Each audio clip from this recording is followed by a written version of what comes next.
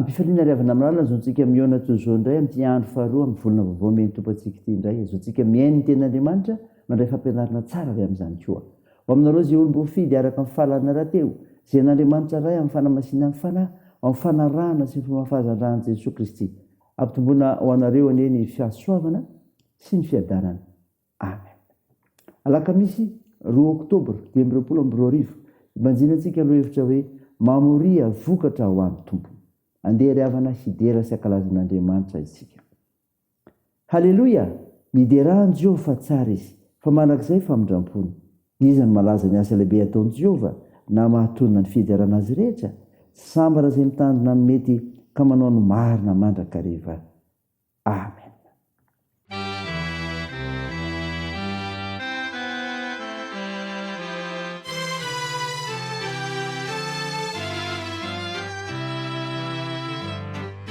Rifirenena,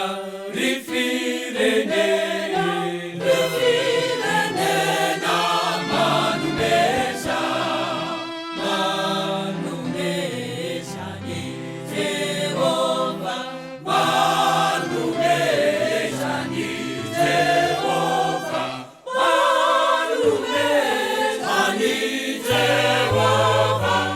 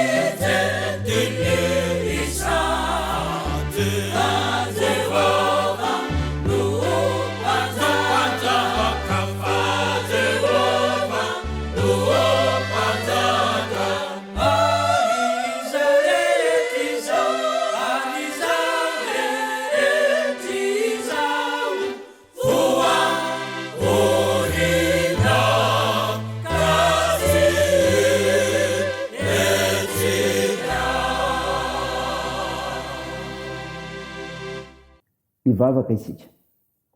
Andriamanitra mpanavitra anay io, Andriamanitra mendrika ny fiderana ianao ary miatrika sy mitsinjo anay isan'andro. Misaotra anao izay ny amin'ny zavatra rehetra, midera sy mankalaza narinao masina izay ary manome voninahitra ho anao koa. Tompo, maloana ny tsy fahatanterahanay dia manatonao izay miaiky ny fahatsoanay, mangataka amin'ny famindramponao, mamindrafo amin'ny ary mamelany elikay. Afao izay, feno ny fanana masina izay hitarika ilay fanambarany teninao ziovakinina aminay. Mba tonga anay ahafantatra anatanteraka ny baikon'i Jesosy azonay mamory ny vokatra ho anao Andriamanitra. Dia amin'ny anaran'i Jesosy Kristy no angatana izany mivavaka izany. Amen. ny ofinaina ho antsika amin'nytinytery avany malala dia hitanao amin'ny bokon'ny Levitikosy. Levitikosy 7:20 ny 9:7 ka hatramin'ny 4:40. Mivaky toy izao aminaran'i Jesosy. Ary amin'ny andro 5 amin'ny volana 7 raha manangona ny vokatry ny tany ianareo dia tandremo ny andro firavoravoana fotoana ho an'i Jehova.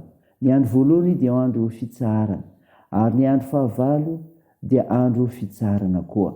Ary amin'ny andro voalohany dia maka voninhazo tsara tarehy, dia sapandrofy sy ratsany hazo mikirindro ary hazo malahelo amoron-drenirano ho anareo.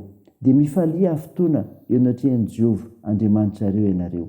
Ary hitandremo zany ho andro firavoravoana ho an'i Jehova fotoana isan-taona. Ho lalàna mandrakizay amin'ny taranaka-reo hatramin'ny fara-mandimby zany amin'ny volana 7 no hitandremanareo izany. Ao amin'ny trano ratsakazo no hiterinareo fotoana. Ny tompon-tany rehetra amin'ny zanak'Israely dia samy mitoetra ao amin'ny trano ratsakazo avokoa. Ho fantatry ny taranaka-reo fa mampilasy ny zanak'Israely tao amin'ny trano ratsakazo aho raha nitondra azy nivoaka avy tany amin'ny tany Egipta. Izao ny Jehova Andriamanitrareo. Ary Mosesy dia laza tamin'ny zanak'Israely ny fitompo vavahana voatendrin'i Jehova. Amen.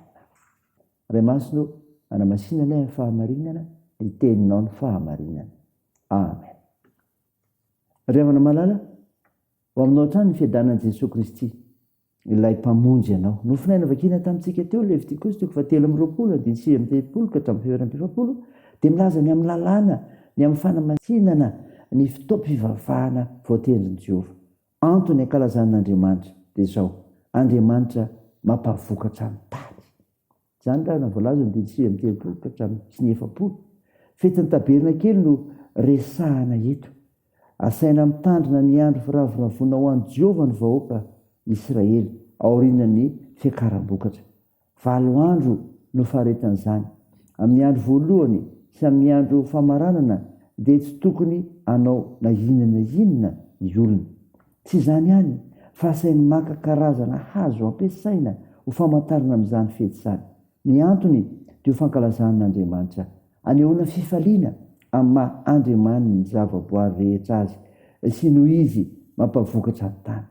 Eto dia aorian'ny fanangonam-bokatra ny fifaliana amin'Andriamanitra mba halalan'ny olona rehetra fa izy no mampavokatra ny tany.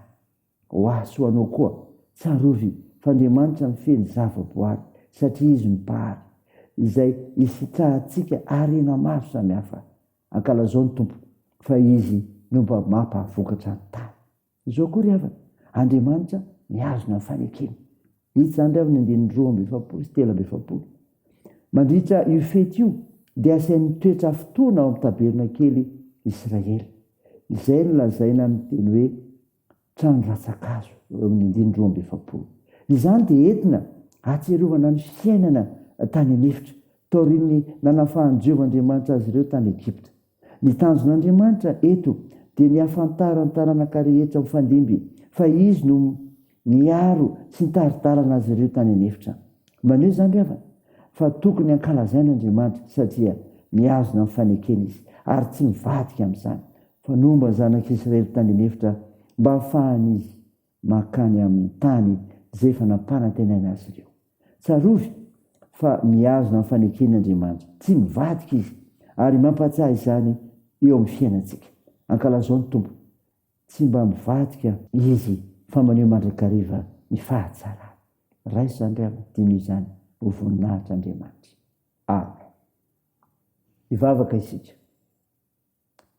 Andriamanitra, misaotra anao no mofinaina nomeno anay izay milaza ny antony ankalazan'Andriamanitra dia satria izy mampavokatra amin'ny tany ary mihazona amin'ny fanekeny. Tompo, vavaka aminao izay ho anisam-baravarana mba hitoeranao ka anehoanao fa ny mino anao dia hatsara ho fahasoavana rotsakao ary nekenimpino anao fa mitondra ny fiainana ianao mba tonga ireo koa mitondra ny amin'izay rehetra asa novokariny tamin'ny anaranao eo aminao azony mankalaza anao. Tompo, da ireo manandraikitra amin'ny fitsaboana ka nasan'ireo marary mila ny vavakay. Tompo, amperezo ireo manamanjo, toandro mareo sikiola sy sahinana, tsinjovy ireny mpigadrana, hita inao ny fiazakatsahanay sy ny asanay sy ny fikasanay, ny fianarana. vavaka aminao zay ho an'ny firenenay. Jereo manokana Jesosy ty Madagasikara tia. Miaraka aminay eto ianao ampaheranay, anio ny fahasoavanao, anio ny sitraponao, fa ianao ny tompony zavatra rehetra, tompony tantaranay koa. Dia matoky ianao izay fa mombanay mandrakarivo ianao.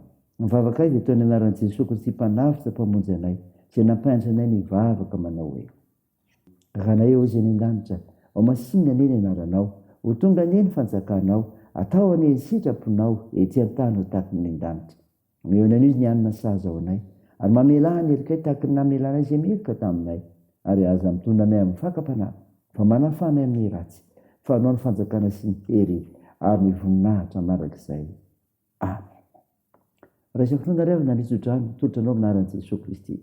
Le Andriamanitra alohan'ny fanantenanany, ameny fifaliana sy fiadanana tanteraka anareo noho ny finoanareo, mba hampitomboana be dia be ao aminareo ny fanantenana no misy fanahy masina. Amen. Teo an'Andriamanitra ireo ny voninahitra amin'ny anaran'ny Ray sy ny Zanaka ary fanahy masina. Amen.